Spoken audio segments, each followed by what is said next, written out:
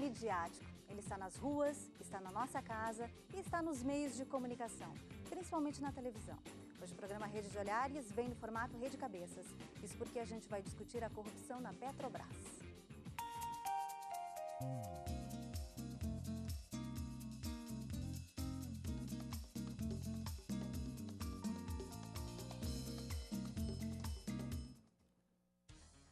Petróleo Brasileiro S.A., mais conhecida como Petrobras. A empresa de capital aberto, cujo acionista majoritário é o governo federal, hoje possui 86 mil funcionários e atua em 25 países. São 61 anos de história desde a inauguração durante o governo Getúlio Vargas. A primeira plataforma da Petrobras foi construída em 1968. A API tinha capacidade de perfuração de 30 metros e descobriu o primeiro campo de petróleo na plataforma continental brasileira no ano de 1969 em Sergipe. Foi no ano de 2007 que a empresa revolucionou a indústria mundial com a descoberta do petróleo e do gás do pré-sal na costa brasileira. Em 2010, passou a ser a segunda maior empresa de energia do mundo. Em 2013, 7 anos após a descoberta do pré-sal, chegam a ser produzidos 300 mil barris de petróleo por dia. 2014. Nas eleições desse ano, a Petrobras foi uma das protagonistas. Escândalos como a compra de uma usina em estado de sucateamento no Texas e o desvio de 10 bilhões de reais, descoberto pela Polícia Federal na Operação Lava Jato, ainda estão em processo de investigação. Surgem também discussões sobre os rumos que a empresa deve tomar nos próximos anos. Eu acho que, fundamentalmente, é um problema de gestão.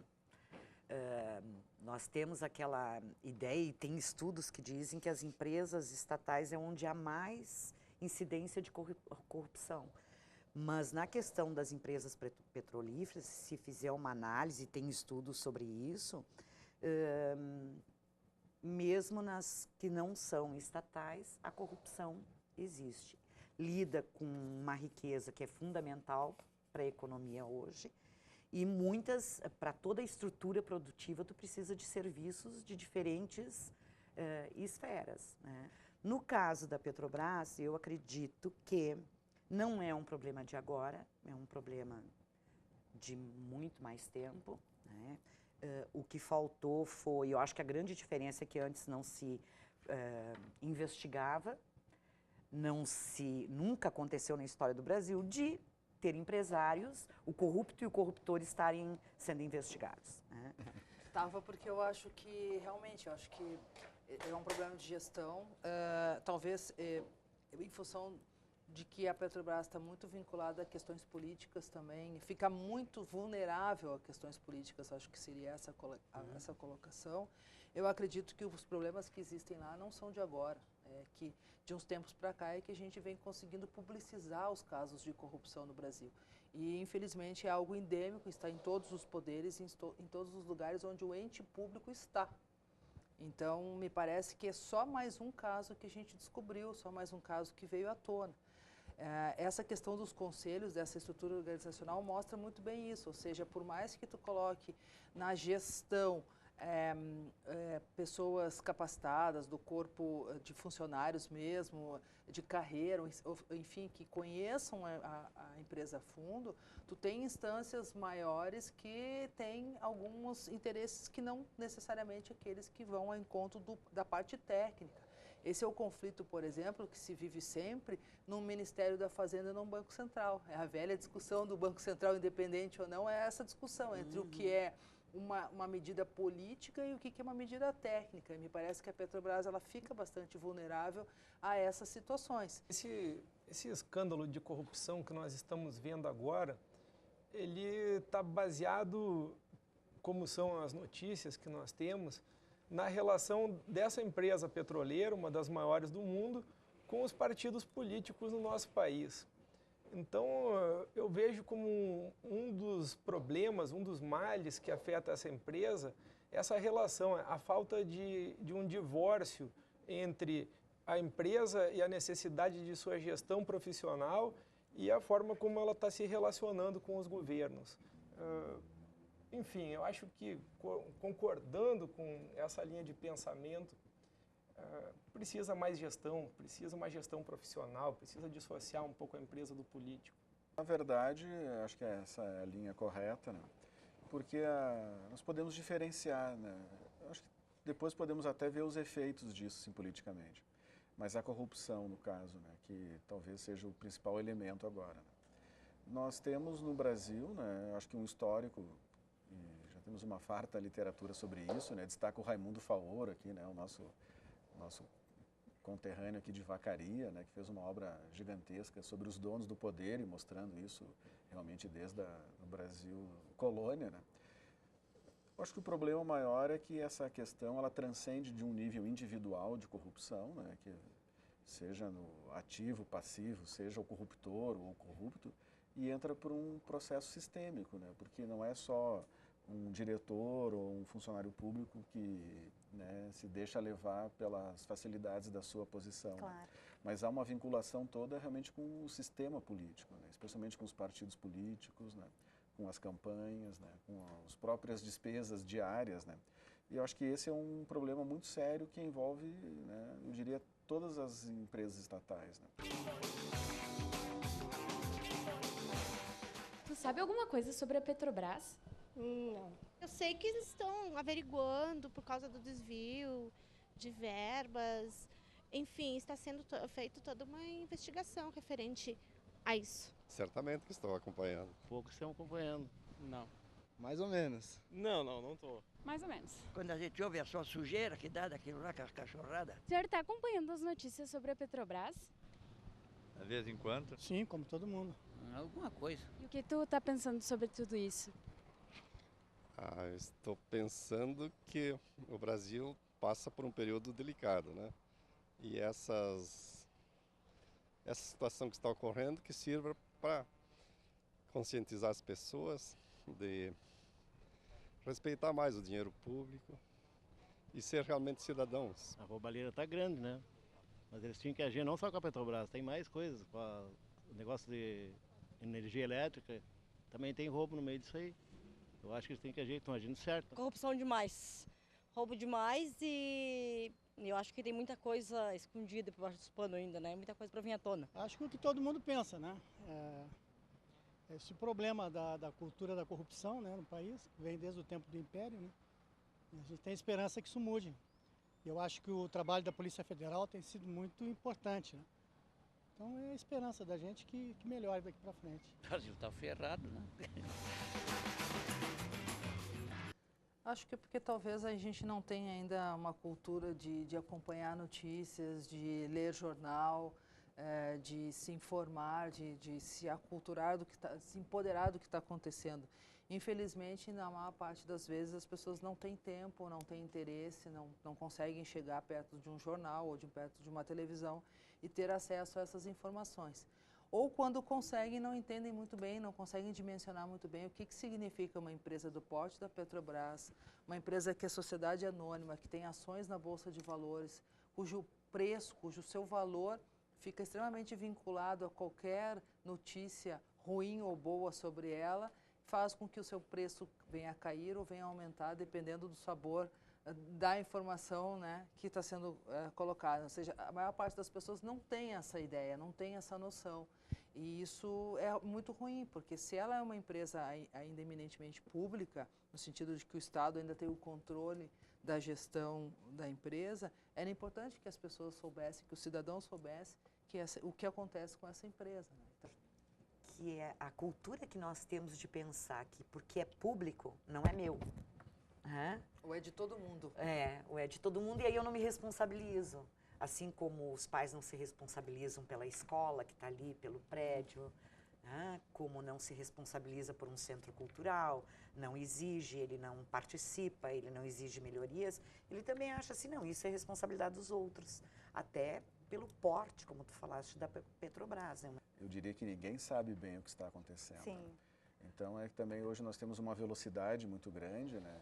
E como, né, foi mesmo dito, ou seja, nós temos vários tipos de mídia, né, e vários tipos de veículos de comunicação, aquela coisa toda, e esse bombardeio todo, mas na verdade o que nós temos de concreto, assim, o que está acontecendo? Claro, nós podemos conhecer a Petrobras, nós podemos conhecer uma série de informações, né?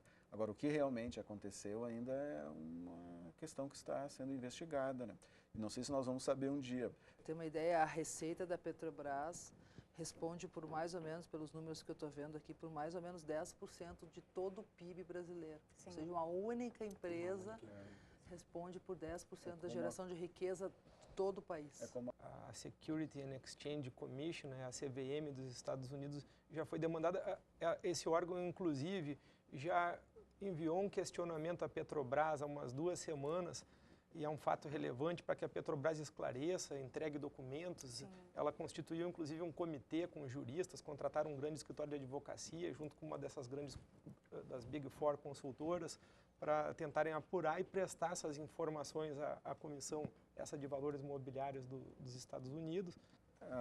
Mesmo que tenha já aparecido alguma coisa nessas eleições, né, eu diria que agora é que nós vamos realmente entrar mais a fundo e talvez isso possa respingar nas eleições daqui a 2 anos, né? Na verdade, temos eleições até municipais, né? Mas eu acho que como devemos ter todos os partidos mais importantes envolvidos, né? Então talvez esse impacto todo ele se dilui, né, na perspectiva de que tanto a situação como a oposição de alguma maneira estão envolvidos, né?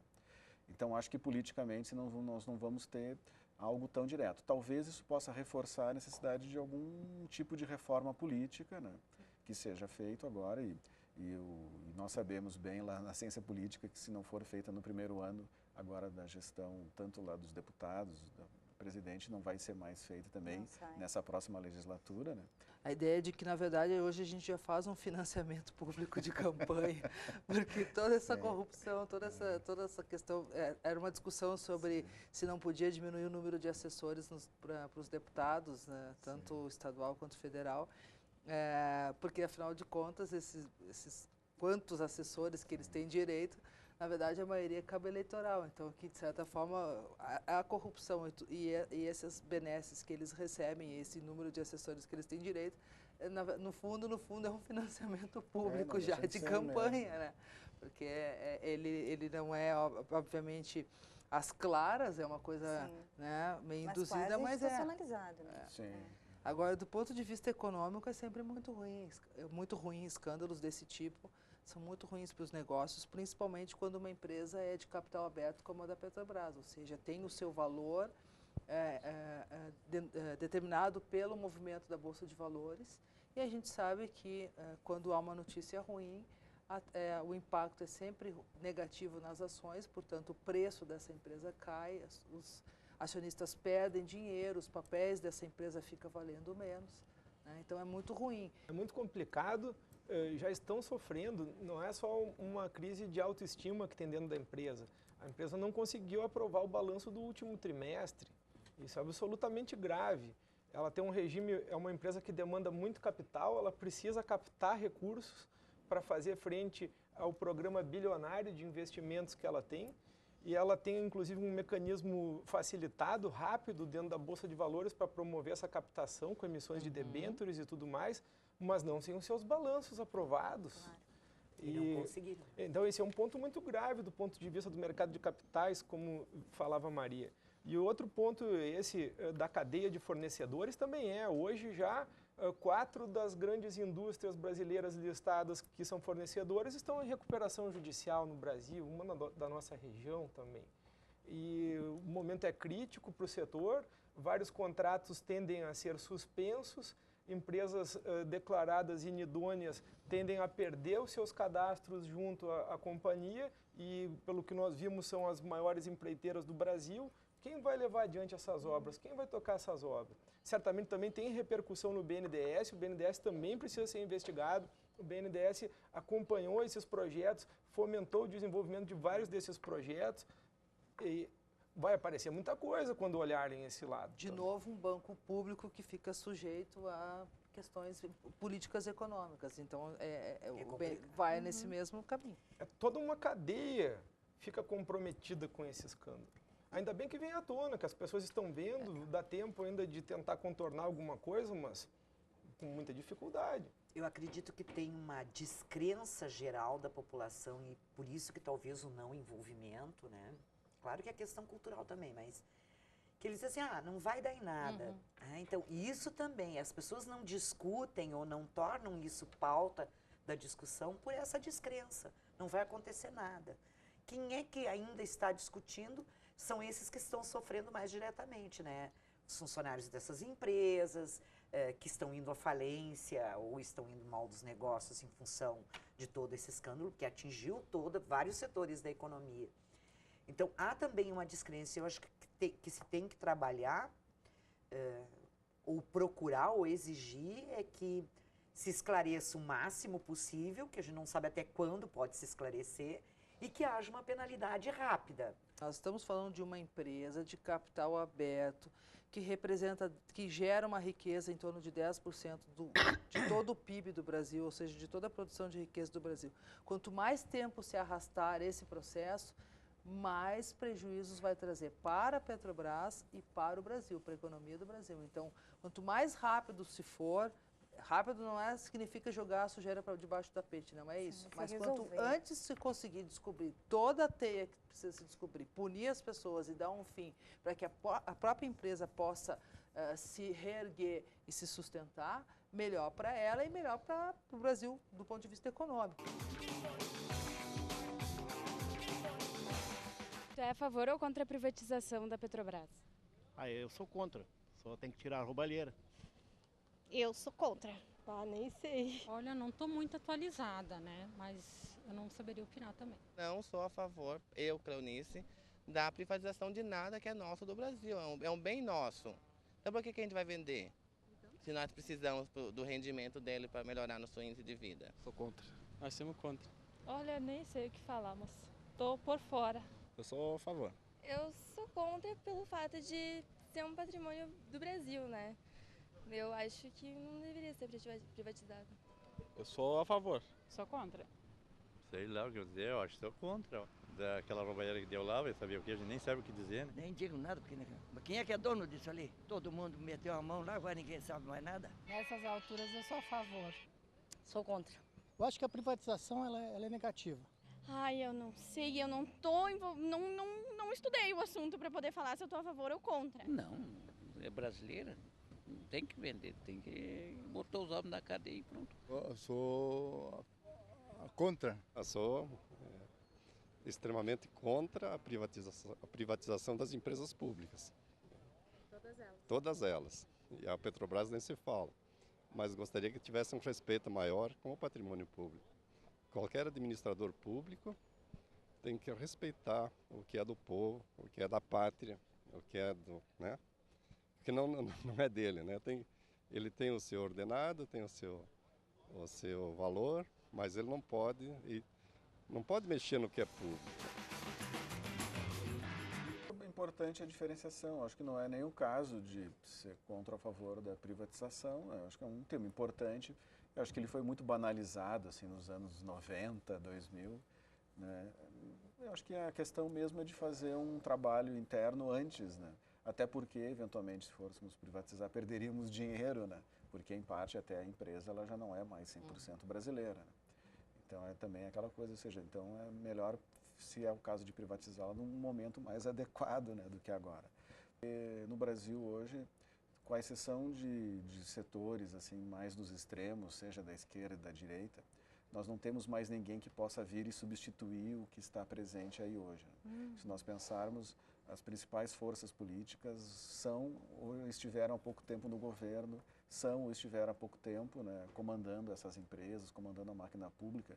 E hoje nós não temos no sistema político nada que possa vir e dizer, não, agora nós vamos escolher aquele setor lá, aquele partido que está fora e que pode vir. É uma sensação, né, de desamparo. Então eu acho que isso é muito complicado.